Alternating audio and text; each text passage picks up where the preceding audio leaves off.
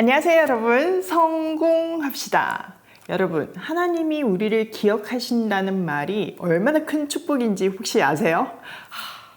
그걸 알아야지만 우리가 얼마나 많이 누리고 또 우리가 얼마나 복된 존재인지 알 수 있는데요. 오늘 그 하나님의 기억하심을 한번 생각하고 그 의미를 깨닫는 시간이 되면 좋겠어요. 그래서 이미 하나님이 주신 안식과 축복을 찾아 누려야 되잖아요. 그렇죠?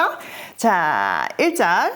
그때 하나님이 노아와 방주에 함께 있는 모든 들짐승과 집짐승을 돌아보실 생각을 하시고 땅에 바람을 일으키시니 물이 빠지기 시작하였다. 자, 홍수의 대전환점이 찾아왔어요. 그 시작이 바로 이 생각을 하시고 히브리어로 자카르라는 단어예요. 자카르는요, 기억하다라는 의미인데요. 특별히 언약을 기억하실 때 사용되는 단어였어요. 또 공경에 처한 자기 백성들을 구할 때 사용되는 단어였고요. 대표적인 예가 출애굽기 2장 24절에 보면요. 애굽에서 종살이하는 이스라엘 백성들의 탄식을 들으시고 아브라함과 이삭과 야곱과 했던 그 언약을 기억하고 라고 말씀하시거든요. 그때 나오는 그 기억하다라는 단어가 바로 지금 이 자카르라는 단어예요. 느낌이 좀 오시나요? 자, 여기서 중요한 거는요. 하나님께서 언약을 기억하신 것은 이스라엘 백성들의 어떠함에 달려있지 않았어요. 여기서 아주 중요한 것은 주어예요. 전지전능하시고 우리를 죽기까지 사랑하시는 그 하나님이 기억하신 거죠. 그 기억하심이 지금 우리에게도 임하고 있어요. 우리가 못 깨달아서 불행할 뿐이죠. 오늘 본문을 통해서 꼭 그 기억하심을 붙들기를 소원해요. 자, 기억하신 하나님은요, 바로 액션을 취하시는데요. 먼저 뭘 하셨어요? 바람을 일으켜서 땅을 마르게 하셨어요. 여기서 바람은요, 창세기 1장 2절에 나오는 하나님의 영이 수면 위에 운행하셨더라 할 때 그 하나님의 영이랑 같은 단어예요. 루하흐이죠. 하나님의 영이 일을 하심을 통해서 인류를 구원하시기 위한 하나님의 특별 사역이 시작되었음을 나타내고 있어요. 자, 2절. 땅속의 깊은 샘들과 하늘의 홍수문들이 닫히고 하늘에서 내리는 비도 그쳤다. 땅에서 물이 줄어들고 또 줄어들어서 150일이 지나니 물이 많이 빠졌다. 일곱째 달 11의 날에 방주가 아라랏산에 머물러 쉬었다. 물은 10째 달이 될 때까지 줄곧 줄어들어서 그달 곧 10째 달 초 하루에는 산봉우리들이 드러났다. 자, 태초에 흑암, 공허, 혼돈 속에 있던 땅이 하나님의 영이 운행하시니까 질서가 생겼잖아요.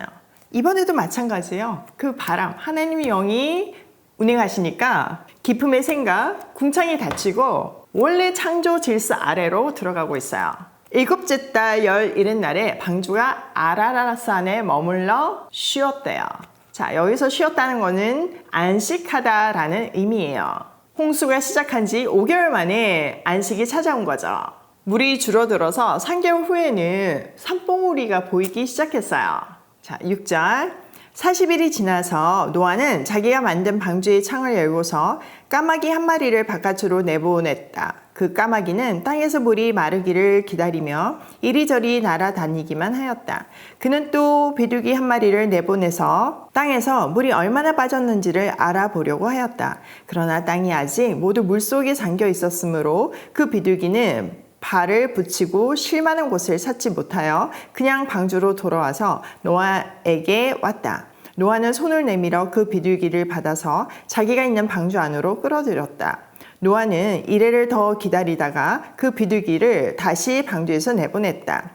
그 비둘기는 저녁 때가 되어서 그에게로 돌아왔는데 비둘기가 금방 딴 올리브 잎을 부리에 물고 있었으므로 노아는 땅 위에서 물이 빠진 것을 알았다. 노아는 다시 이래를 더 기다리다가 그 비둘기를 내보냈다. 그러나 이번에는 비둘기가 그에게로 다시 돌아오지 않았다. 자, 다시 40일이 지나서 노아는 방주의 창을 열고 까마귀를 내보냈어요. 물이 얼마나 빠졌는지 살펴보려고요. 이어서 비둘기도 보내죠. 여기서 까마귀를 먼저 내보낸 것은요, 까마귀의 습성 자체가 높은 곳에서 서식하면서 높은 지대에서 먹이를 찾는 습성이 있어요. 반면 비둘기는 저지대에서 사는 습성이 있죠. 그러니까 이 두 다른 습성을 가진 까마귀와 비둘기를 내보냄으로 해서 물이 얼마나 빠졌는지를 확인할 수 있는 거죠.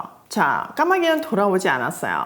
까마귀가 살만은 했던 거죠. 아마도 까마귀는 죽은 짐승을 먹는 새잖아요. 그러니까 물 위의 시체들을 먹으면서 살 수 있는 환경이 되었던 거죠. 반면 비둘기를 3번에 걸쳐서 내보냈잖아요. 근데 첫 번째는 쉴 곳을 찾지 못해서 돌아왔고, 두 번째는 입에 새잎을 물고 왔어요. 여기서 잎은 새싹을 얘기하는 거거든요. 물이 빠지고 있으면 알려주는 거죠. 그리고 다시 7일 후에 내보냈을 때는 돌아오지 않았어요. 비둘기가 생존할 수 있는 환경이 만들어졌다는 뜻이에요. 그러니까 저지대까지 물이 빠졌다는 이야기죠. 자, 13절. 노아가 601살 되던 해 첫째 달, 곧 그 달 초하룻날 땅위에서 물이 다 말랐다. 노아가 방주 뚜껑을 열고 바깥을 내다보니 땅바닥이 말라 있었다. 둘째 달, 곧 그 달 21의 날에 땅이 다 말랐다. 노아가 601살이 되던 해 1월 1일에 방주 뚜껑을 열고 땅을 보았어요. 물이 완전히 걷혀 있었죠. 또 2월 27일에 보니까 땅이 완전 말라 있었어요. 홍수가 시작한 지 정확하게 1년 11일 만이에요. 그런데 마른 것을 보고도 노아는 바깥으로 나가지 않았어요. 하나님의 명령이 없었기 때문이죠. 자, 15절. 하나님이 노아에게 말씀하셨다. 너는 아내와 아들들과 며느리들을 데리고 방주에서 나가거라. 내가 데리고 있는 살과 피를 지닌 모든 생물들, 곧 새와 집짐승과 땅 위에서 기어다니는 모든 길짐승을 데리고 나가거라. 그래서 그것들이 땅에서 생육하고 땅에서 번성하게 하여라. 노아는 아들들과 아내와 며느리들을 데리고 나왔다. 모든 짐승, 모든 길짐승, 모든 새, 땅 위에 기어다니는 모든 것도 그 종류대로 방주에서 바깥으로 나왔다.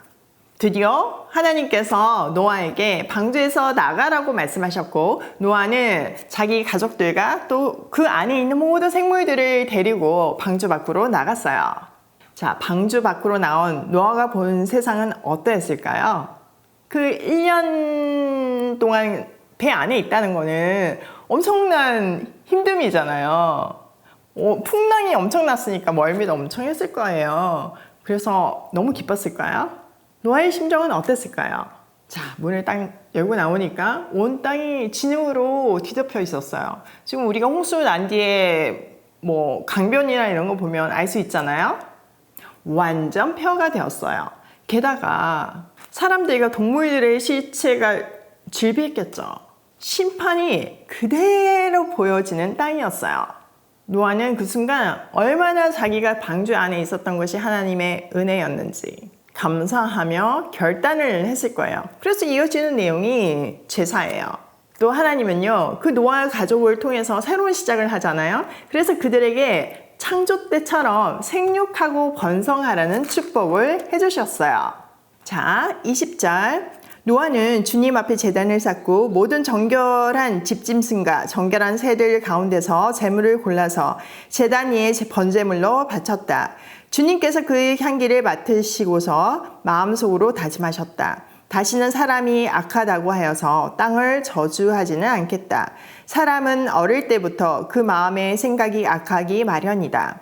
다시는 이번에 한 것 같이 모든 생물을 없애지는 않겠다. 땅이 있는 한 뿌리는 때와 거두는 때, 추위와 더위, 여름과 겨울, 낮과 밤이 그치지 아니할 것이다.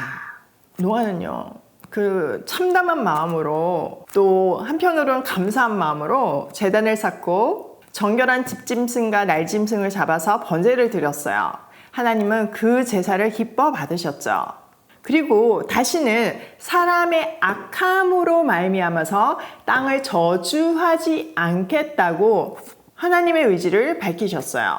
또 계절과 낮과 밤의 순환이 순조롭게 이루어질 것이라고 말씀하셨죠. 창조 질서의 회복을 약속하신 거죠. 이렇게 심판은요, 은혜로 마무리가 되었고 언약 안에서 새로운 시작을 하게 하셨어요. 아주 중요한 것은 다시 심판하지 않겠다는 그 근거를 악한 사람에게 두지 않으셨다는 거죠. 다른 특별한 방법을 통해서 하신다는 말씀이에요. 그게 우리한테 소망이죠. 우리한테 근거를 두면 진짜 소망이 없잖아요. 그 소망은 뭘까요? 그 특별한 방법은 뭘까요? 네, 맞아요. 여기 힌트가 있어요. 바로 대속제물, 십자가 사건을 말하고 있는 거죠. 사람은요, 그 마음이 다윗의 고백처럼 모태에서부터 악해요. 그래서 개선되거나 고쳐지지 않아요. 근본이 부패했으니까 나오는 것들이 다 그런 거일 수밖에 없는 거죠. 그렇기 때문에 대속제물이 필요한 것이고, 그 대속제물로 아들을 내놓겠다는 하나님의 약속이 여기에 담겨 있는 거예요. 우리를 반드시 구원하실 거라는 약속인 거죠. 여러분 가슴이 설레지 않나요? 자, 오늘 내용을 우리 삶에 한번 적용을 해보면, 첫 번째, 하나님의 기억하심이 우리의 소망이다. 여러분, 하나님이 기억해 주시면요, 우리가 맺은 언약, 내가 반드시 너를 구원하겠다, 책임지겠다, 그 언약을 기억하시면요, 우리 인생 끝이에요. 그 언약만 붙들면 돼요. 그 근거가 나한테 있다 없다? 없다. 내가 어떠할지라도, 내가 정말 소망이 없고 뭐 능력도 없고 정말 지질이 궁상이라 할지라도, 찌질이라 할지라도 하나님의 기억하심이 우리를 살리고 우리를 통한 하나님의 계획을 이루세요. 두 번째, 십자가 사건은 우리를 향하신 완벽한 대책이다. 더 이상 뭐가 필요한가요? 우리에게 완전한 구원이 주어졌는데요. 그리고 지금 우리는 그 구원의 완성을 향해서 한 걸음씩 나아가고 있잖아요. 이 땅에서는 성화 가정을 통해서 그 구원에 나아갈 것이고, 또 나중에 주님 다시 오실 때 영화로운 몸이 될 것인데, 이보다 더 완벽한 대책이 어디 있나요? 세 번째, 말씀대로 이루어진다. 여러분, 심판이 하나님의 말씀으로 시작돼서 하나님 말씀대로 이루어지고 말씀으로 끝났다는 사실을 우리는 기억해야 돼요. 그리고 세상이 말씀으로 창조되셨잖아요. 말씀은 반드시 이루어져요.